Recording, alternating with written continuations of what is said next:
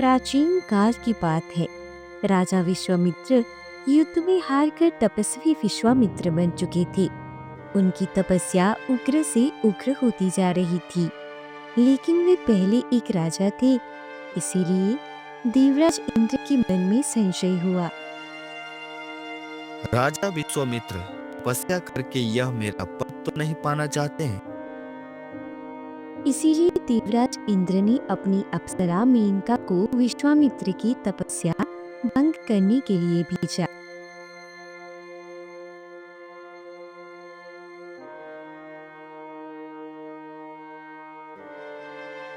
अगले दिन विश्वामित्र जी पास के सरोवर में स्नान करने के लिए गए। उन्हें मेनका उसी सरोवर में स्नान करते हुए दिखाई दी। मेनका अति सुंदर थी।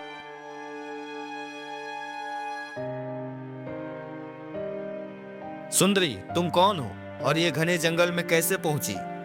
हे ऋषिवर, मैं मेनका हूँ। मेरा कोई नहीं है। मैं इसी जंगल में लकड़ियाँ काट के अपना भरण पोषण करती हूँ। सुंदरी, आज से तुम मेरे आश्रम में निवास करोगी। चलो मेरे साथ। मेनका ने अपने अथाक प्रयासों से विश्वामित्र की तपस्या को भंग कर दिया। धीरे धीरे समय बीतने लगा।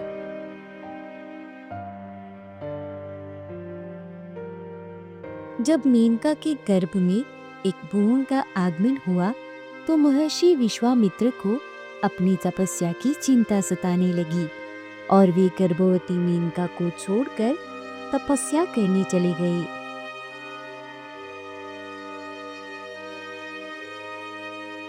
समय आने पर मेनका ने एक बड़ी ही सुंदर सी बेटी को जन्म दिया,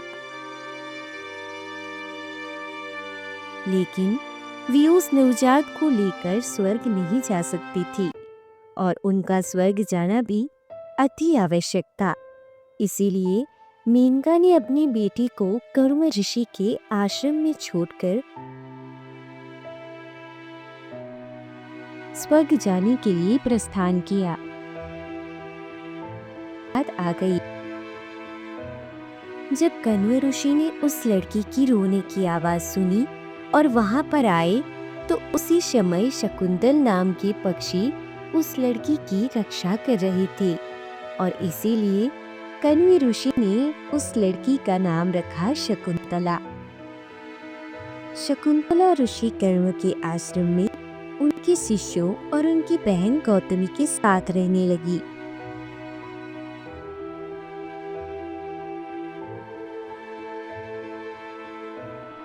जब शकुंतला ने अपना यौवन प्राप्त किया, वह अपनी माँ के समान अप्सरा जैसी सुंदर थी। इधर इसी समय हस्तिनापुर में दुष्यंत नामक राजा राज्य किया करते थे। एक बार दुष्यंत को यह खबर मिली, महाराज, गांव में कुछ जानवर आतंक मचा रहे हैं। आप हमारी सहायता कीजिए। अपनी प्रजा की रक्षा के लिए दुष्यंत उन जानवरों को दूर भगाने के लिए एक जानवर का पीछा करते करते अपनी सेना से बहुत आगे निकल गए। अंतिम में जब वह जानवर पर अपना तीर छोड़ने ही वाले थे कि एक सन्यासी ने उन्हें रोक दिया और कहा, महाराज, आप कर्ण ऋषि के आश्रम के सीमा में हैं और यहाँ पर जीव हिस्सा वैध नहीं है। आप इस जीव को नहीं मार सकते हैं। राजा दुष्यंत ने उस ऋषि को प्रणाम किया और कण्व ऋषि के बारे में जानकारी मांगी। कर्ण ऋषि तो अभी आश्रम में नहीं है। अपनी बेटी की ग्रह शांति के लिए सोम तीर्थ में यज्ञ करने गए हैं, लेकिन उन्होंने इस आश्रम की जिम्मेदारी शकुंतला को सौंप रखी है, जो उनकी बेटी है। आप चाहें तो उनसे मिल सकते हैं। दुष्यंत ने अपने साथी से कहा, तुम यहीं पर मेरी प्रतीक्षा करो और ये मेरे राज्य उचित वस्त्र और मेरे हथियार सब रख लो, क्योंकि किसी भी आश्रम में राजा बनकर नहीं जाया जाता है।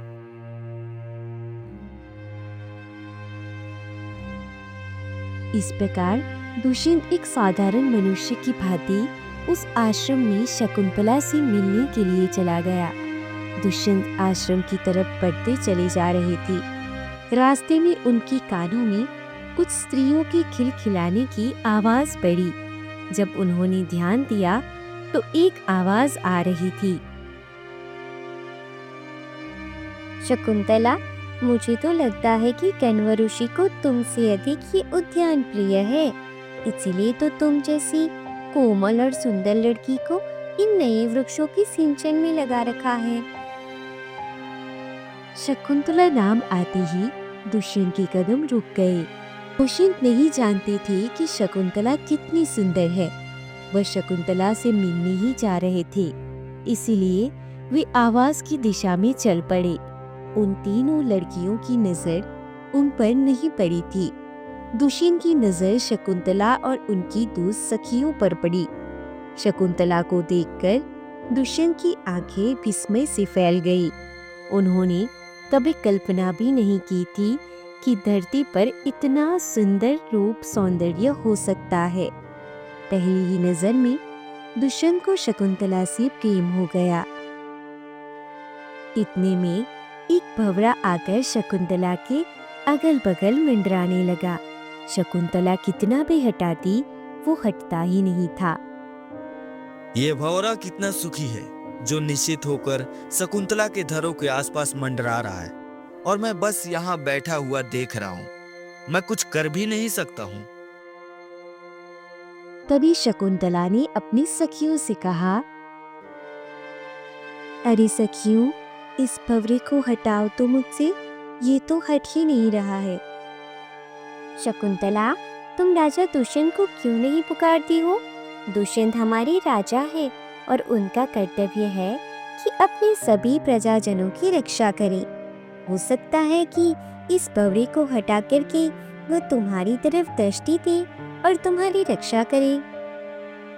यह मजाक करने का समय नहीं है। लेकिन दुष्यंत ने यह ठीक समय जान के इसी समय वहां प्रवेश किया, क्योंकि वे साधारण वेशभूषा में थे, इसीलिए सखियों ने उन्हें पहचाना नहीं।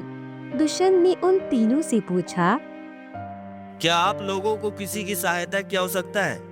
क्योंकि मैं यहाँ से गुजर रहा था और मैंने सुना कि आप राजा को बुलाने की बात कर रही थी। क्या कोई आपको सता रहा है कि आपको कोई तंग कर रहा है? हमें कोई तंग नहीं कर रहा, हम तो आपस में बातें कर रही थी। एक साधारण सा भंवरा है जो शकुंतला को परेशान कर रहा था, लेकिन इसमें तो कोई बड़ी बात नहीं है, ये तो होते ही रहता है। दुष्यंत उस समय भले ही साधारण वेशभूषा में थे, उनका रहन सहन यह लग रहा था कि यह या तो राजपुरुष है या राज्य परिवार से संबंध रखने वाला कोई महान व्यक्ति है। इसीलिए सखियों ने उनकी आवभगत की और वहां आने का कारण पूछा। अभी दुष्यंत कुछ कहते ही कि वहां पर कुछ सन्यासी आ गए और सन्यासियों ने दुष्यंत को पहचान लिया और कहा, महाराज, आप यहाँ? मैं यहीं पर शिकार खेलने के लिए आया था। पता चला कि महर्षि कर्ण ऋषि का आश्रम है, तो मैं उनसे मिलना चाहता था, लेकिन फिर मुझे पता लगा कि वह यहाँ पर नहीं है। तो मैंने सोचा कि आश्रम वीडियो से मिलकर ही कुछ प्रसाद ग्रहण करूं और फिर अपने राज्य वापस जाऊं। आप लोग कुशल हैं ना? मैं यही पूछने के लिए आया था। आप बहुत ही समय से आए हैं। हम यहाँ पर यज्ञ करने वाले हैं, और चूंकि ऋषि कर्ण नहीं है और राक्षस हमें परेशान करते हैं, तो आप हमारे यज्ञ की रक्षा करें। दुष्यंत ने इस प्रस्ताव को स्वीकार कर लिया। तब तक दुष्यंत की सेना भी उन्हें ढूंढते हुए आश्रम के सीमा पर आकर विश्राम कर रही थी। उनकी सेना में उनका सबसे प्रिय दोस्त माधव भी था, लेकिन इन सभी के बीच दुष्यंत और शकुंतला को एक दूसरे से प्रेम हो चुका था। दुष्यंत वहां पर 3-4 दिन तक रहे और यज्ञ की रक्षा की। यज्ञ की जब समाप्त हो गया, तब सन्यासियों ने प्रार्थना की, दुष्यंत, आप यहाँ कुछ दिन और ठहर कर हमारा अतिथि ग्रहण करें। इस समय महल से भी एक संदेश आता है। राजमाता एक अनुष्ठान कर रही है, जिसमें महाराज आपको उपस्थित होना है। अब दुष्यंत के सामने धर्म संकट था, लेकिन उन्होंने अपने मित्र माधव को और अपने सेनापति सहित अपने सैनिकों को कहा, आप लोग राजमहल में अनुष्ठान को पूरा करवाने के लिए यहाँ से जाइए और मैं ऋषियों को अतीत ग्रहण करके कुछ दिनों बाद वहाँ पर आऊंगा। इस प्रकार से उस आश्रम में दुष्यंत अकेले रह गए और उनकी सारी सेना, साथ ही उनके मित्र भी लौट गए। दुष्यंत जब अकेले हुए तो उन्हें शकुंतला की याद सताने लगी। शकुंतला को ज्वर हुआ था। उनकी दोनों सखियां रात के समय में ज्वर से तपती हुई शकुंतला को लेकर एक पत्थर की शिला पर बैठी हुई थी। शकुंतला की खोज में दुष्यंत भी वहां पहुंचे थे, लेकिन उन सभी से छिपे हुए थे। सखियों ने शकुंतला की दशा को देखकर कहा, तुम ज्वर से तपी जा रही हो, तुम ऐसे ठीक नहीं हो पाओगी। यह ज्वर शरीर का नहीं, मन का है, और मन का ज्वर तभी उतरेगा जब मन की बात बाहर आएगी। यह मजाक करने का समय नहीं है। हम जानते हैं कि तुम्हें दुष्यंत से प्रेम हो गया है, तो ऐसा क्यों नहीं करती कि दुष्यंत को एक चिट्ठी लिखो और हम इन्हें दे आए, और इस तरह तुम्हारी बात दुष्यंत तक पहुंच जाएगी।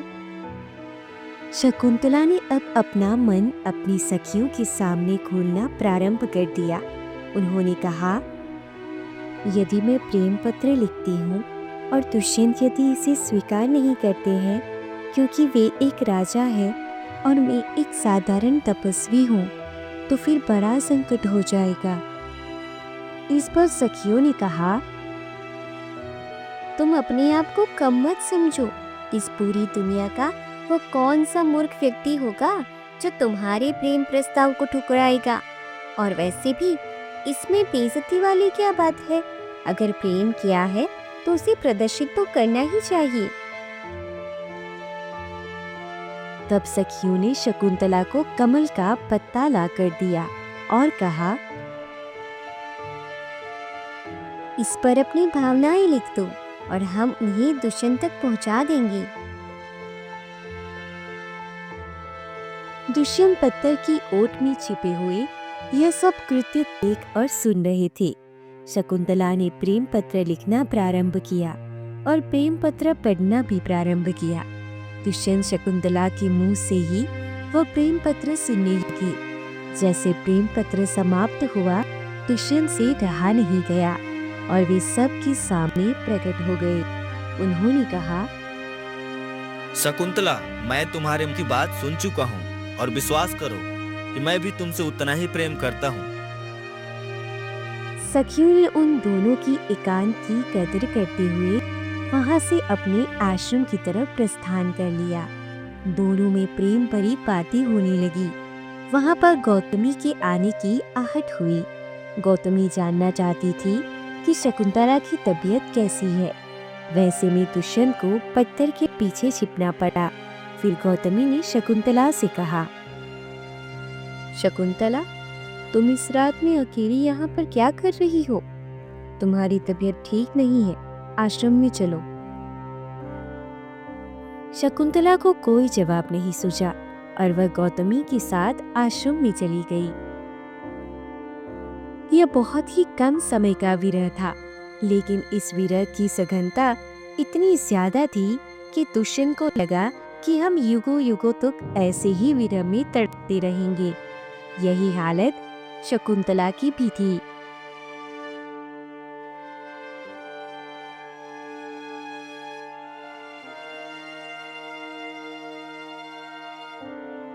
इसीलिए कुछ घड़ी और बीत जाने के बाद शकुंतला चुपकी से दुष्यंत के पास वापस आ गई और उस रात में दुष्यंत और शकुंतला ने आगे बढ़ते हुए गंधर्व विवाह किया।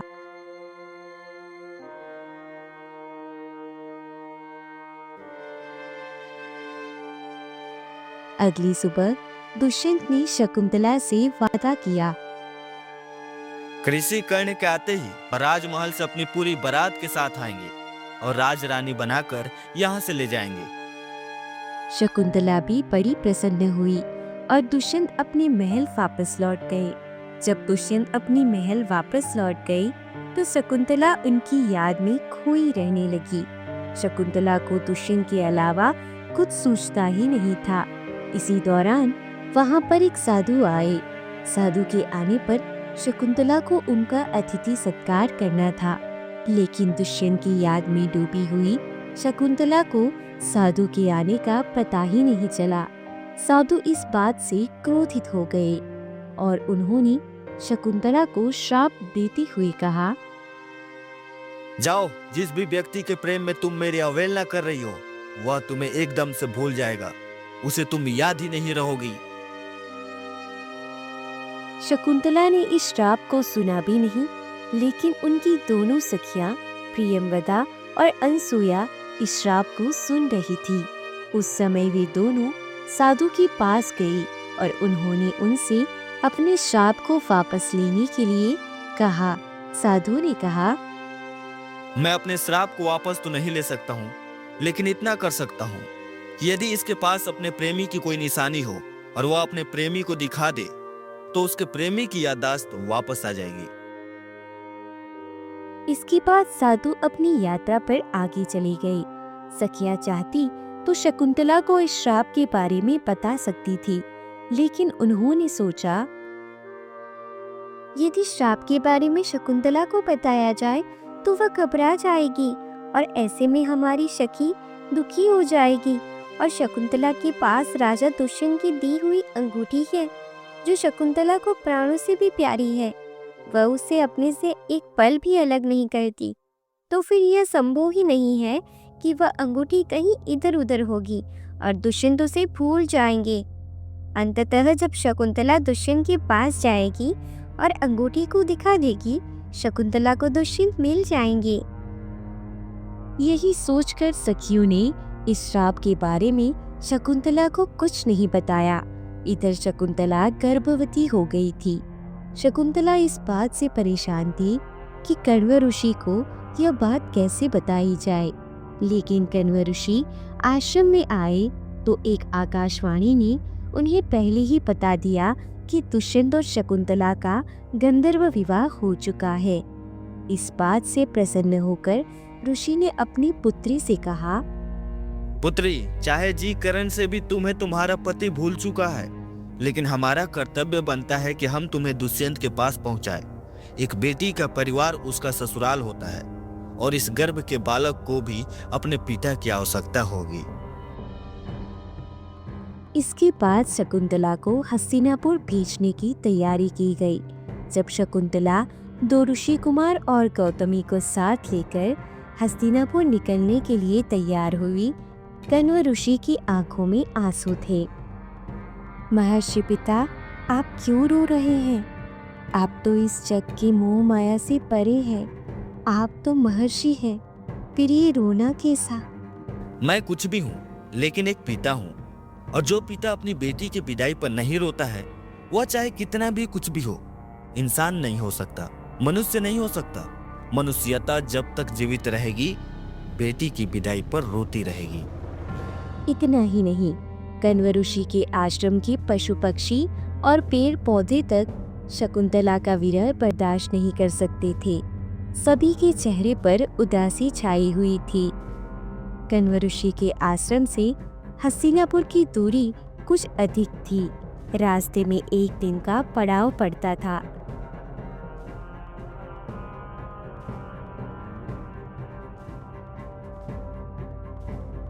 इस पड़ाव के दरमियान शकुंतला नहाने के लिए नदी में उतरी।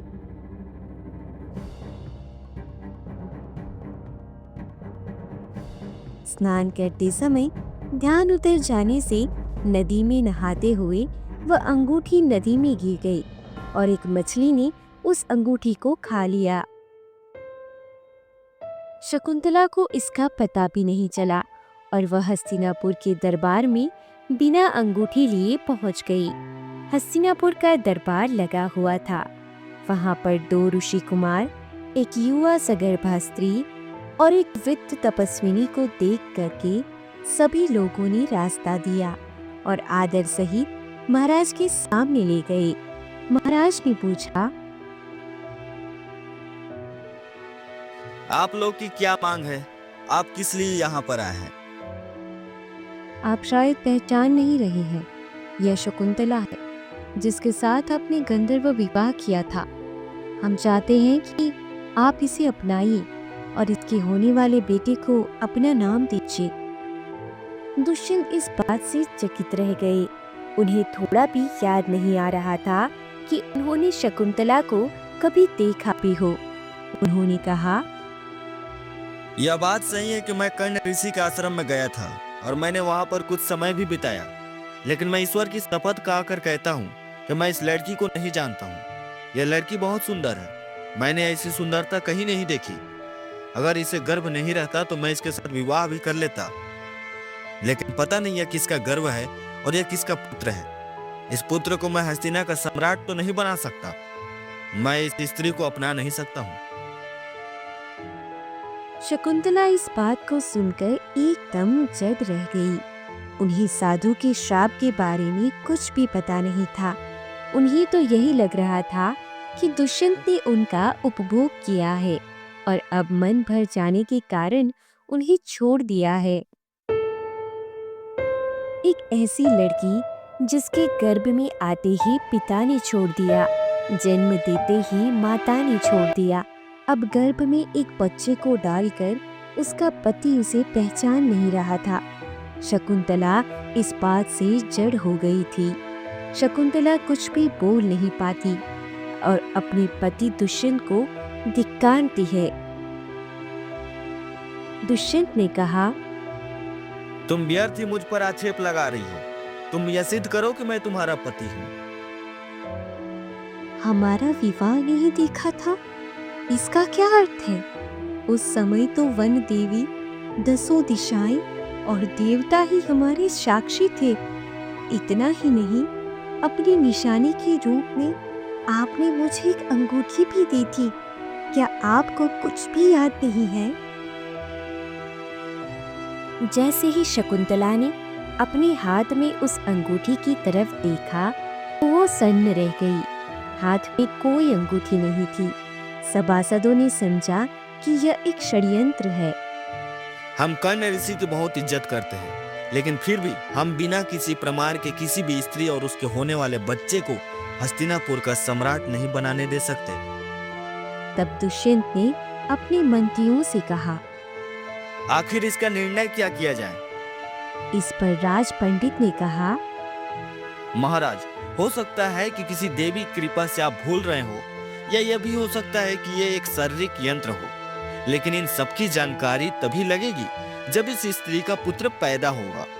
हम ज्योतिष के आधार पर यह गणना करेंगे कि यह पुत्र आपका ही है या नहीं है। अगर यह पुत्र आपका हुआ तो आप इन्हें महारानी के रूप में स्वीकार कीजिएगा, और यदि पुत्र आपका नहीं हुआ तो फिर आप इन्हें सजा भी दे सकते हैं। यही ठीक है। और जब तक इस लड़की का पुत्र नहीं होता है, राज्य की तरफ से इसका भरण पोषण किया जाएगा और यह महापंडित के घर लड़की के रूप में रहेगी।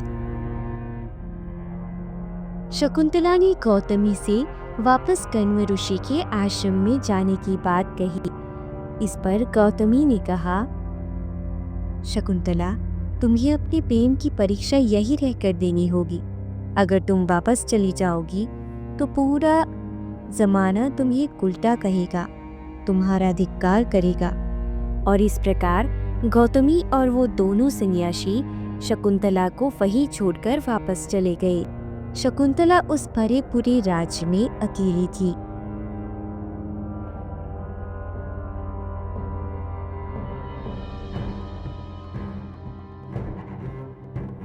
जब राज्य पंडित के घर जा रही थी तो रास्ते से एक अद्भुत अदृश्य शक्ति ने शकुंतला को गायब कर दिया और शकुंतला को लेकर महर्षि कश्यप के आश्रम में गई और वहीं पर शकुंतला रहने लगी। इधर दुष्यंत अपने राज्य के कामकाज में लगे हुए थे कि एक दिन कुछ सिपाहियों ने एक मछुआरे को पकड़कर उनके सामने हाजिर किया। महाराज, ये आपकी अंगूठी चुराई है। एक मछुआरा मेरी अंगूठी कैसे चुरा सकता है? यह अंगूठी लेकर बेचने जा रहा था, वहां पर हमने इसे पकड़ा है। महाराज, अंगूठी मैंने चुराई नहीं है, बल्कि मैंने एक मछली पकड़ा है। और जब उसी मछली को काटा तो उसके गर्भ से मुझे ये अंगूठी मिली। और जैसे ही दुष्यंत ने उस अंगूठी को देखा, उन्हें शकुंतला की याद आ गई और वे हतप्रभ रह गए। उनका दिल उन्हें धिक्कारने लगा। दुष्यंत कोई गलत व्यक्ति नहीं थे, वह तो साधु के श्राप के कारण शकुंतला को भूल गए थे। लेकिन जैसे ही उन्हें शकुंतला की याद आई, वह विरह से तपने लगे। उन्होंने राज पंडित से कहा, शकुंतला कहाँ है? जब हम रास्ते में जा रहे थे तो एक अदृश्य शक्ति शकुंतला को लेकर गायब हो गई। दुष्यंत ने अपने सैनिकों से और अपने सभी गुप्तचर से बहुत कोशिश करवाई कि वह शकुंतला को ढूंढ निकाले, लेकिन कोई भी सफल नहीं हो पाया। दुष्यंत शकुंतला की विरह में पागल से रहने लगे थे। दुष्यंत के मित्र माधव भी उन्हें बहुत समझाने का प्रयास करते थे, लेकिन दुष्यंत एक तो शकुंतला से प्रेम के कारण और दूसरी अपने द्वारा शकुंतला को अपमानित किए जाने की बात को याद करके एकदम गमगीन रहा करते थे। जब शकुंतला के चित्र पर भी कोई भंवरा बैठता था तो वो तलवार लेकर उसे काटने के लिए दौड़ पड़ते थे। माधव से यह दशा सही नहीं जाती थी, लेकिन वह क्या कर सकते थे। इन्हीं सबके बीच एक बार जब दुष्यंत अपने बगीचे में शकुंतला के चित्र के साथ बातें कर रहे थे तो माधव को एक अदृश्य शक्ति ने आसमान में खींच लिया। उसे ऐसा लगा कि जैसे वह आसमान में उड़ा जा रहा हो। वह चिल्लाने लगा। दुष्यंत सचेत हुए और उन्होंने धनुष पर बाण चढ़ाया और कहा, तुम अदृश्य शक्ति जो भी हो, मेरी इस वार से नहीं बच सकते हो। तभी वह अदृश्य व्यक्ति प्रकट हुआ। वह इंद्र का सारथी था। उसने कहा, मैं सहज रूप से भी आ सकता था, लेकिन राजा दुष्यंत का ध्यान कहीं और था और उनका ध्यान यहाँ पर दिलाने के लिए, उनके शास्त्र बाल को याद करने के लिए मैंने यह काम किया। राजा इंद्र को आपकी सहायता चाहिए। वह चाहते हैं कि आप असुरों के खिलाफ युद्ध में उनकी सहायता करें। अब दुष्यंत और शकुंतला के मिलन का समय भी आ रहा था। इसलिए जब देवराज इंद्र के सारथी दुष्यंत को लेकर वापस धरती पर आ रहे थे तो रास्ते में कश्यप मुनि का आश्रम देखकर दुष्यंत ने वहां पर रुकने की इच्छा जताई। जब वहां पर उतरे तो उन्होंने देखा कि एक बालक शेर के बच्चे के दांत गिन रहा था। बगल में उसकी माँ ने निसहाय ही उसे लड़की की तरफ देख रही थी, लेकिन लड़की का आत्मविश्वास इतना अधिक था कि वह शेरनी उस लड़की के सामने बढ़ ही नहीं पा रही थी। दुष्यंत को बड़ा आश्चर्य हुआ। उन्होंने पूछा, पुत्र, तुम्हारा नाम क्या है? मेरा नाम सर्वदमन है। तुम्हारे माता पिता कौन है? आपको इससे क्या प्रयोजन है? तभी वहां पर कुछ परिचारिकाएं आई और उन्होंने कहा, सर्वदमन, तुम फिर से सिंह से खेलने लगे। तुम वापस चलो, तुम्हारी माँ शकुंतला बुला रही है। दुष्यंत ने जैसे ही शकुंतला का नाम सुना, उन्होंने ध्यान से बालक को देखा। उन्हें बालक की परछाई में अपनी परछाई दिखाई दी, लेकिन फिर भी निश्चिंत होना चाहते थे कि यह शकुंतला मेरी ही शकुंतला है। उन्होंने परिचारिकाओं से पूछा, शकुंतला कौन है? इतने में उनमें से एक ने हड़बड़ाती हुई कहा, अरे सर्वदमन, तुम्हारे हाथ में बंधा हुआ वह धागा कहाँ गया जिसे महर्षि कश्यप ने अभिमंत्रित करके बांधा था? यह धागा बगल में गिरा हुआ था। दुष्यंत ने उस धागे को अपने हाथ से उठाया और लड़की की कलाई पर बांध दिया। वह परिचारिका जो उस धागे को खोज रही थी, वह आश्चर्य से दुष्यंत की तरफ देखने लगी। दुष्यंत ने कहा, इस तरह क्यों देख रही हो? यह अभिमंत्रित धागा था। अगर लड़की के माता पिता के अलावा कोई भी इसे छुए तो यह धागा सर्प बनकर उसे काट खाता, लेकिन आपको तो कुछ भी नहीं हुआ। आप कौन हो? मैं राजा दुष्यंत हूँ। इतने में शकुंतला भी वहां आ गई। दुष्यंत और शकुंतला ने एक दूसरे को देखा। जब शकुंतला ने राजा दुष्यंत की आंखों में अपने प्रति परिचय के भाव देखे तो उनका हृदय गदगद हो गया। लेकिन उसी दिन की बात को याद करके शकुंतला वहां से जाने लगी और अपने साथ अपने बेटे को भी ले जाने लगी। दुष्यंत ने शकुंतला से बहुत क्षमा मांगी, लेकिन शकुंतला उन्हें क्षमा करने की स्थिति में नहीं थी। उन्हें लग रहा था कि दुष्यंत ने मेरा भोग किया है। तब अंततः कश्यप ऋषि ने शकुंतला को बताया, यह दुष्यंत की गलती नहीं थी, बल्कि दुर्वासा का श्राप था, जिसके कारण उसी दिन दुष्यंत तुम्हें भूल गए थे। फिर शकुंतला और दुष्यंत एक हुए और दुष्यंत और शकुंतला का वह पुत्र, जिसका नाम सर्वदमन था, आगे चलकर भरत नाम से विख्यात हुए। फिर वो तीनों अपने राज्य लौट गए।